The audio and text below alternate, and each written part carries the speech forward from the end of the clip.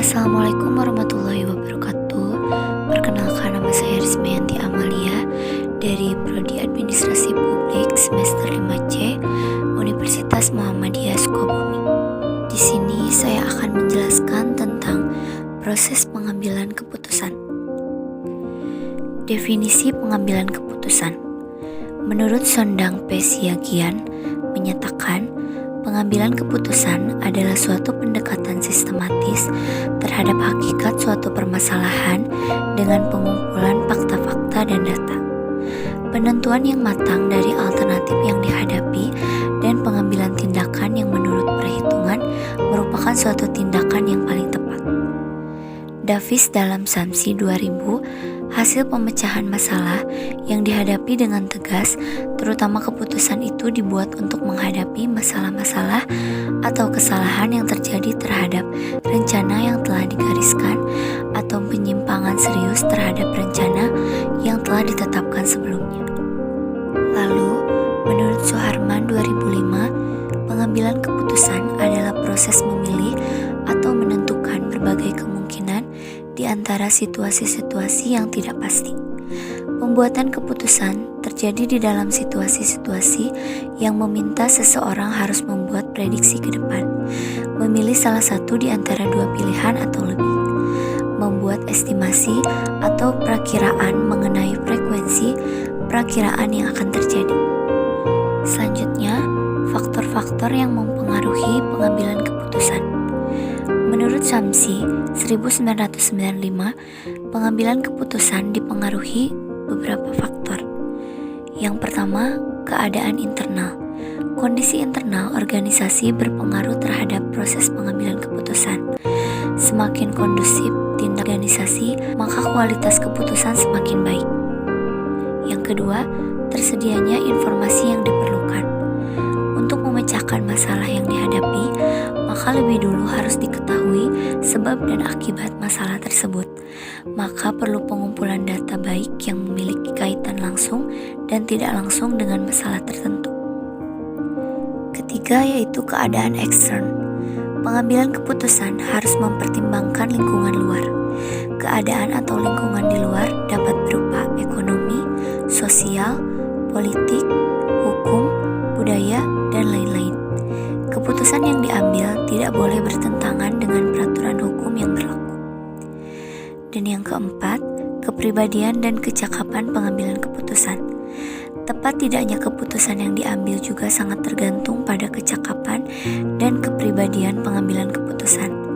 Hal ini meliputi penilaian, kebutuhan, tingkat inteligensi, kapasitas, kapabilitas, keterampilan, dan lain sebagainya. Nah, menurut Kotler 2000, faktor-faktor yang mempengaruhi pengambilan keputusan adalah A. Faktor budaya yang meliputi peran budaya subbudaya. B. Faktor sosial yang meliputi kelompok acuan, keluarga, peran dan status. C. Faktor pribadi yang termasuk usia dan tahap siklus hidup, pekerjaan, keadaan ekonomi, gaya hidup, kepribadian, dan konsep diri. Dan D. Faktor psikologis yang meliputi motivasi, persepsi, pengetahuan, keyakinan, dan pendirian. Lalu, menurut Halfern dan Swart, proses pengambilan keputusan dipengaruhi oleh banyak faktor, seperti motivasi, nilai dan norma, kemampuan memproses informasi, dan heuristik, sikap dalam menilai orang lain, perbandingan sosial dari keluaran seseorang dengan orang lain, belajar dari pengalaman masa lalu, faktor emosional, proses tawar-menawar, atau aturan dan institusi, dan ekspektasi. Faktor motivasi misalnya meliputi kebutuhan untuk berprestasi, lokus kendali, pencarian sensasi, dan pengambilan risiko, altruisme, preferensi, waktu, sistem kognitif, dan gaya hidup. Selanjutnya, ada proses atau tahapan pengambilan keputusan. Yang pertama, observasi. Individu memperhatikan bahwa sesuatu yang keliru atau kurang sesuai, sesuatu yang merupakan kesempatan untuk memutuskan sedang terjadi pada lingkungannya. suatu kesadaran bahwa keputusan sedang diberlakukan. Kesadaran ini diikuti oleh satu periode perenungan seperti proses inkubasi. Yang kedua, mengenali masalah. Sesuatu melewati masa perenungan atau karena akumulasi dari banyaknya bukti-bukti atau tanda-tanda yang tertangkap, maka individu semakin menyadari bahwa kebutuhan untuk memutuskan sesuatu menjadi semakin nyata. Ketiga, menetapkan tujuan. Fase ini adalah masa mempertimbangkan harapan yang akan dicapai dalam mengambil keputusan. Tujuan pada umumnya berkaitan dengan kesenjangan antara sesuatu yang telah diobservasi dengan sesuatu yang diharapkan berkaitan dengan permasalahan yang dihadapi. Dan yang keempat, memahami masalah merupakan suatu kebutuhan bagi individu untuk memahami secara benar permasalahan, yaitu mendiagnosa akar permasalahan yang terjadi. Kesalahan dalam mendiagnosa dapat terjadi karena memformulasikan masalah secara salah, karena hal ini akan mempengaruhi rangkaian proses selanjutnya. Yang kelima, menentukan pilihan-pilihan. Jika batasan-batasan keputusan telah didefinisikan dengan lebih sempit, maka pilihan-pilihan dengan sendirinya akan lebih mudah tersedia. Namun, jika keputusan yang diambil masih didefinisikan secara luas, maka proses menetapkan pilihan merupakan proses kreatif. Yang keenam, mengevaluasi pilihan-pilihan. Fase ini melibatkan penentuan yang lebih luas mengenai ketetapan masing-masing pilihan terhadap tujuan pengambilan keputusan.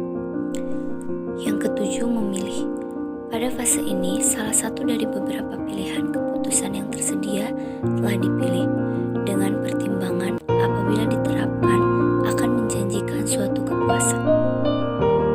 Kedelapan, menerapkan. Fase ini melibatkan perubahan-perubahan yang terjadi karena pilihan yang telah dipilih. Kesembilan, memonitor. Memonitor difungsikan untuk melihat efektivitas dalam memecahkan masalah atau mengurangi masalahan yang sesungguhnya. Selanjutnya ada gaya pengambilan keputusan. Harren 1979 mengklasifikasikan gaya pengambilan keputusan menjadi 3 kategori, yaitu yang pertama rasional, yang kedua intuitif, dan yang ketiga dependent. Masing-masing gaya memiliki kadar yang berbeda dalam pencarian informasi, pengecekan kembali mengenai informasi yang didapatkan, pertimbangan akan konsekuensi pada setiap keputusan, dan pertanggungjawaban langsung dalam pembuatan keputusan. Rasional. Gaya ini berciri dengan kemampuan untuk mengenali konsekuensi dari keputusan sebelumnya untuk keputusan nanti.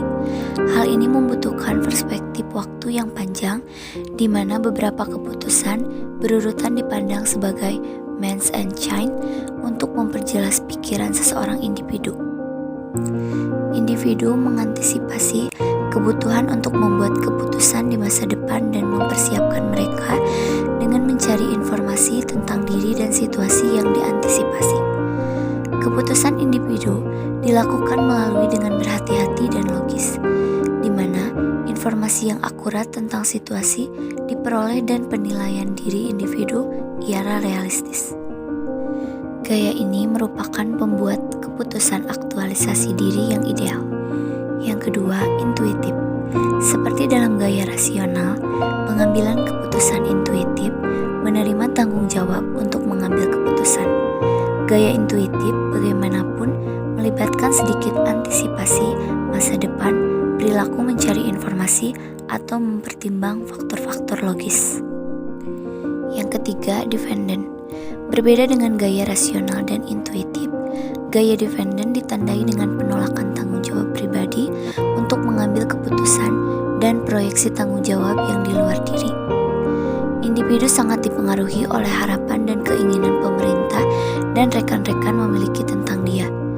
Individu tersebut cenderung pasif dan patuh, memiliki kebutuhan tinggi untuk persetujuan sosial dan untuk memahami lingkungan menyediakan pilihan terbatas. Meskipun gaya ini dapat mengurangi kecemasan terkait dengan pengambilan keputusan, ada kemungkinan untuk pada akhirnya mengakibatkan kurangnya pemenuhan atau kepuasan pribadi. Lalu untuk selanjutnya ada fungsi dan tujuan pengambilan keputusan. Berdasarkan M. Iqbal 2004, pengambilan keputusan menjadi suatu kelanjutan berasal cara-cara pemecahan persoalan mempunyai fungsi di antaranya. Yang pertama, pangkal permulaan dari seluruh kegiatan manusia yang sadar dan terarah, baik secara individual maupun secara kelompok, baik secara institusional maupun secara organisasional.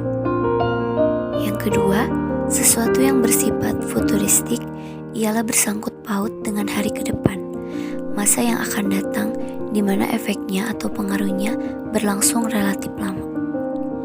Tujuan pengambilan keputusan dapat dibedakan atas dua, yaitu sebagai berikut. 1. Tujuan yang bersifat tunggal. 2. Tujuan yang bersifat ganda.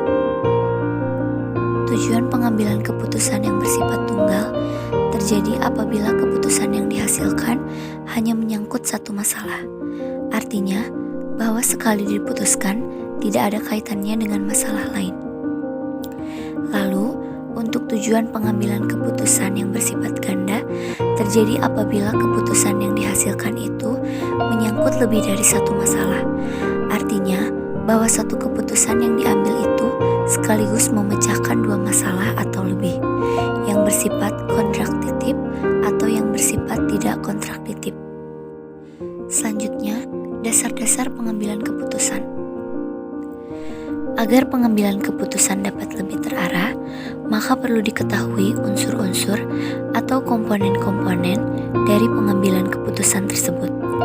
Unsur-unsur atau komponen-komponen dari pengambilan keputusan yaitu: pertama, tujuan dari pengambilan keputusan. Kedua, identifikasi alternatif-alternatif keputusan untuk memecahkan masalah. Yang ketiga, perhitungan mengenai faktor-faktor yang tidak dapat diketahui sebelumnya atau di luar jangkauan manusia. Dan yang keempat, sarana atau alat untuk mengevaluasi atau mengukur hasil dari suatu pengambilan keputusan. Sedangkan untuk dasar-dasar dari pengambilan keputusan yang berlaku yaitu: yang pertama, intuisi. Pengambilan keputusan yang berdasarkan atas intuisi atau perasaan memiliki sifat subjektif, sehingga mudah terkena pengaruh. Dalam pengambilan keputusan berdasarkan intuisi ini, meskipun waktu yang digunakan untuk mengambil keputusan relatif pendek, tetapi keputusan yang dihasilkan seringkali relatif kurang baik, karena seringkali mengabaikan dasar-dasar pertimbangan lain. Yang kedua, pengalaman. Pengambilan keputusan berdasarkan pengalaman memiliki manfaat bagi pengetahuan praktis, karena pengalaman seseorang dapat memperkirakan keadaan sesuatu, dapat memperhitungkan untung ruginya, baik buruknya keputusan yang akan diambil. Yang ketiga, fakta. Pengambilan keputusan berdasarkan fakta dapat memberikan keputusan yang sehat, solid, dan baik. Dengan fakta, maka tingkat kepercayaan terhadap pengambilan keputusan dapat lebih tinggi, sehingga orang dapat menerima keputusan-keputusan dengan lapang dada. Yang keempat, wewenang. Pengambilan keputusan berdasarkan wewenang biasanya dilakukan oleh pimpinan terhadap bawahannya, atau orang yang lebih tinggi kedudukannya kepada orang yang lebih rendah kedudukannya. Hasil keputusannya dapat bertahan dalam jangka waktu yang cukup lama dan memiliki otentitas otentik, tetapi dapat menimbulkan sifat rutinitas. Mengasosiasikan dengan praktek diktatorial dan sering melewati permasalahan yang seharusnya dipecahkan sehingga dapat menimbulkan kekabaran. Dan yang terakhir, rasional. Pada pengambilan keputusan yang berdasarkan rasional, keputusan yang dihasilkan bersifat objektif, logis, lebih transparan, konsisten untuk memaksimalkan hasil atau nilai dalam batas kendala tertentu, sehingga dapat dikatakan mendekati kebenaran atau sesuai dengan apa yang diinginkan. Pengambilan keputusan secara rasional ini berlaku sepenuhnya dalam keadaan yang ideal. Pada pengambilan keputusan secara rasional, terdapat beberapa hal sebagai berikut. A. Yaitu kejelasan masalah. Tidak ada keraguan dan kekaburan masalah. B. Orientasi tujuan. Kesatuan pengertian tujuan yang ingin dicapai. C. Pengetahuan alternatif. Seluruh alternatif diketahui jenisnya dan konsekuensinya. D. Preferensi yang jelas. Alternatif bisa diurutkan secara kriteria. Dan E. Hasil maksimal.